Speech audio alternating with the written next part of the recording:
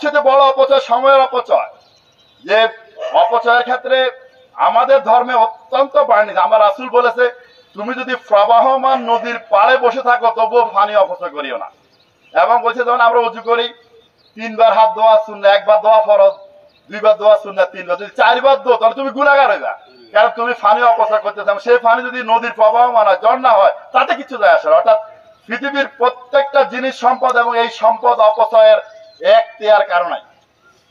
আজকে আমরা যদি দেখি যে আমাদের টাটা গ্রুপের মালিক রতন টাটা তার মেয়েকে নিয়ে একবার জাপান গেছে, সেখানে একটা খাবার অর্ডার দিয়েছে, তারপরে তারা বাপ মেয়ে 50% খাইতে পারে নাই, ওয়েস্টেজ।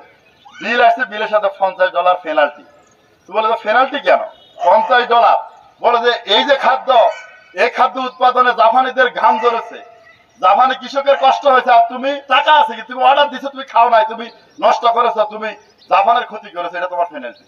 এই পৃথিবীর খাদ্য, এর রাইটস প্রতিটি মানুষের।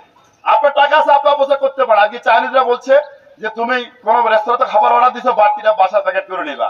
কারণ আমরা 150 কোটি মানুষ, 180 কোটি মানুষ যদি আমরা অপচয় করি, তাহলে এই এই দায়ভার এই প্রজন্ম আমাদের মানে এর পেনাল্টি বহন করতে হবে, কারণ একদিন আমরা দরিদ্র হবই।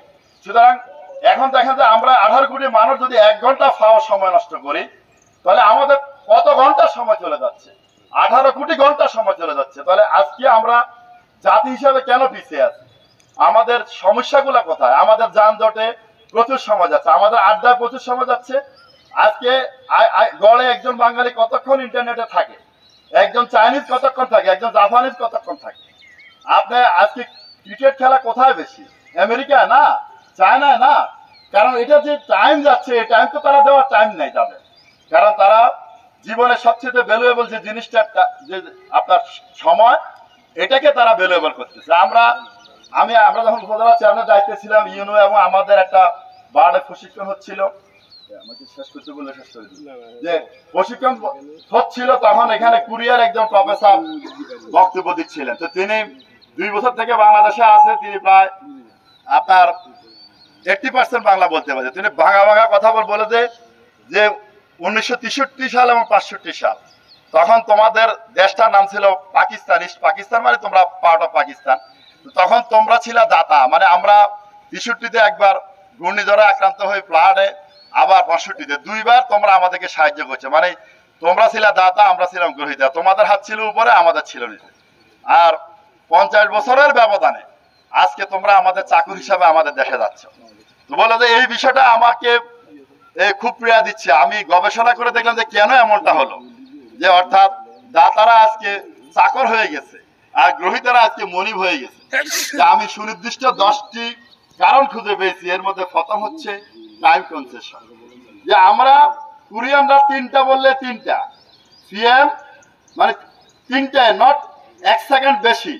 কিন্তু তোমরা 3টা হলে এটা 6টাও হয় না। যে তো তোমাদের এই যে সময় সম্পর্কে তোমরা বেহুশ, গাফেল, এটা তোমাদের অধঃপতনের প্রথম কারণ। এরপরে তোমরা বেশি খাও। যা ও ছিল হেলদি মোটামুটি, বলে আমি অবাক হয়ে যাই, তোমাদের সবচেয়ে বাঙালি যেটা কম খায় এটা আমার দ্বিগুণ খায়, যেটা কম খায়। যে তোমরা 18 কোটি মানুষ এখন যা খাও তার অর্ধেক খাইলে তোমরা কেউ মরবে না এবং সুস্থ থাকবে। তোমাদের অসুস্থতার মূল কারণ তোমরা বেশি খাও, সারাদিন খাও এবং অতিরিক্ত খাও। আমি দেখছি চায়নাতে, মানে আমি প্রায় 30 বারের উপরে চায়না গেছি, তারা একটু খায়, মানে আমাদের অর্ধেকও খায় না। এখন তারা সুস্থ আছে এবং তারা টাইমলি খায় এবং ভালো জিনিস খায়। তাহলে এই যে বিষয়টা হচ্ছে যে আমাদের জাতি হিসাবে আমাদের কমিটমেন্টের প্রথম হচ্ছে আমাদের টাইম ম্যানেজমেন্ট।